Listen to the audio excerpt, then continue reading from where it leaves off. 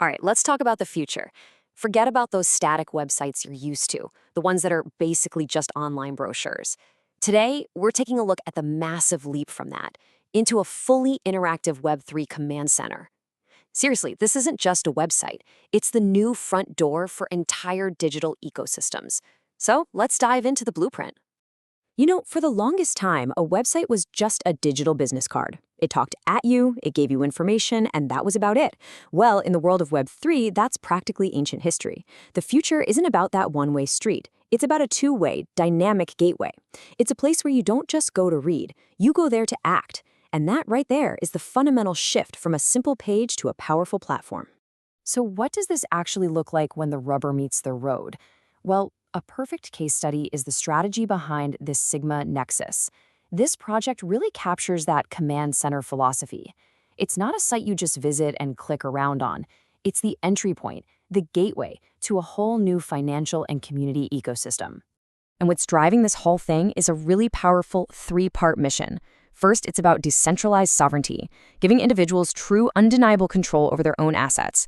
Second, it's about empowering the African diaspora with brand new financial tools. And third, and this is the part that ties it all together, it's about linking the physical world to the blockchain by turning real things into digital tokens. Okay, so you've got this massive, ambitious vision. How in the world do you translate that into a design that just feels right? Well, you start by creating a whole new visual language. The team behind Sigma Nexus came up with this concept they call Fintech Noir, a style that's designed to feel authoritative, super secure, and cutting edge, all at the same time.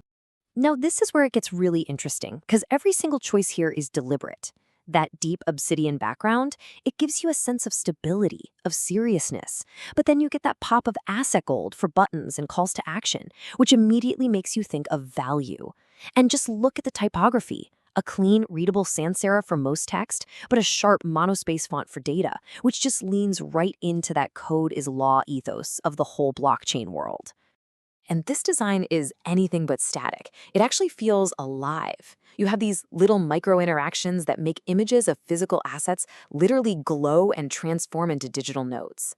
There's a live ledger, kind of like a ticker, that shows you the constant activity happening right on the blockchain. That builds trust through radical transparency.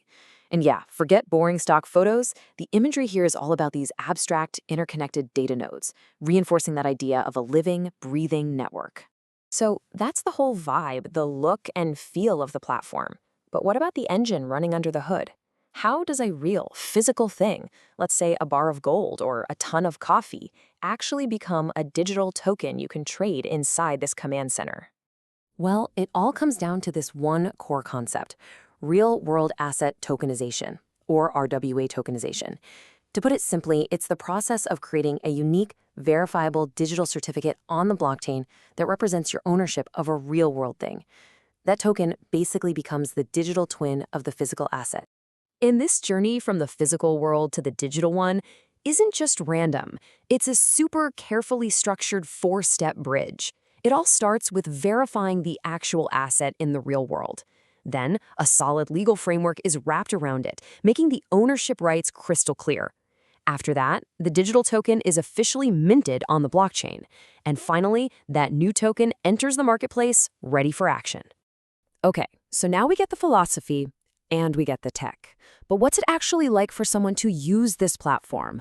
Let's take a quick spin through the user experience. Right off the bat, you'll notice it's not structured like a normal website. There's no About Us or Services page.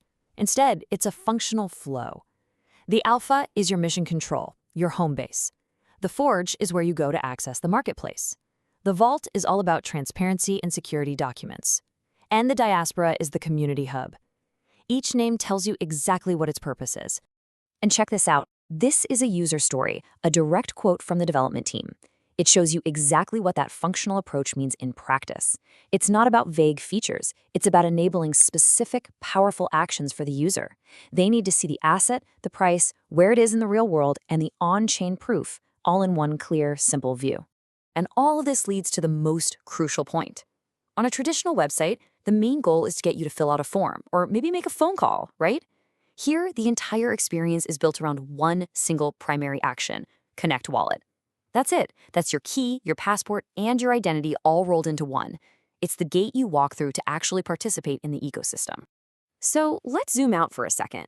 We've seen the design, the tech, the user experience. But why does building a command center like this really matter in the grand scheme of things? It matters because of a core design principle the team calls the transformative thrust. The idea is simple, but so powerful. The platform's job isn't just to inform you, it's to move you. Every single element is designed to guide you from just looking at information to actually interacting with it, pushing you one step closer to taking an action on the blockchain. In this world, there are absolutely no dead ends, only on-ramps. And while all this sounds super futuristic, it's grounded in a very real-world constraint. For the African context this project is targeting, an estimated 90% of users will be accessing it on a mobile device. That means true digital sovereignty has to be mobile first. Every complex Web3 feature, from connecting your wallet to making transactions, has to work perfectly on the screen in your hand. Which, at the end of the day, leaves us with one final massive question to chew on. This is a blueprint for making physical assets liquid, transparent, and globally treatable. So if anything, from a bar of gold to a ton of coffee to a piece of real estate, can be represented and exchanged on-chain, what does ownership truly mean in the future?